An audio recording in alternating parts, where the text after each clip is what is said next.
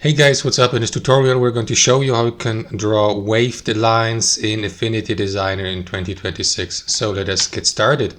So guys, in 2026 there is only one way I have found out so far that works here on Affinity Designer, and you need to do the following to draw these waved lines manually.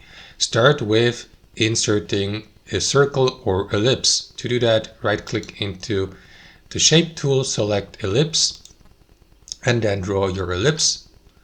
You can go with a custom shape like this, but if you'd like to make a perfect circle, press and hold left shift to stabilize it like this. Release your left mouse and left shift, and after that draw a straight line using the pencil or pen tool and position it anywhere you like, depending on the angle or the curving of the waved line later. So I'm going to position it here at the bottom, left click, press left shift to stabilize it, and set your start point here to draw the line. Switch to the select tool, and now as you can see we got that ellipse here and the line. What you want to do is highlight both by drawing a rectangle like this. Now both are selected, and what you want to do is next is right click into any of these, over mouse over geometry, and choose divide. Now you can click off here, and now guys, let me zoom in. You can choose any part of that circle, for example that one here at the bottom, and as you can see it has been separated from the rest of the shape, so you can remove the rest by highlighting it and by pressing backspace.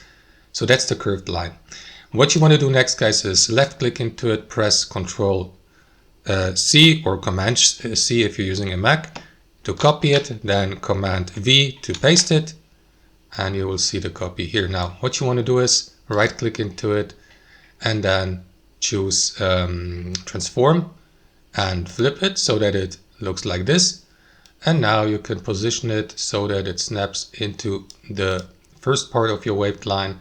And in the final step guys, highlight both parts or both curves of your waved line like this. And what you want to do next guys is you can group it, for example by right click into it and by select group, or leave it like that and press again Ctrl C and then Ctrl V to copy it and to create a waved line using that method, and that way create a longer waved line according to your preferences.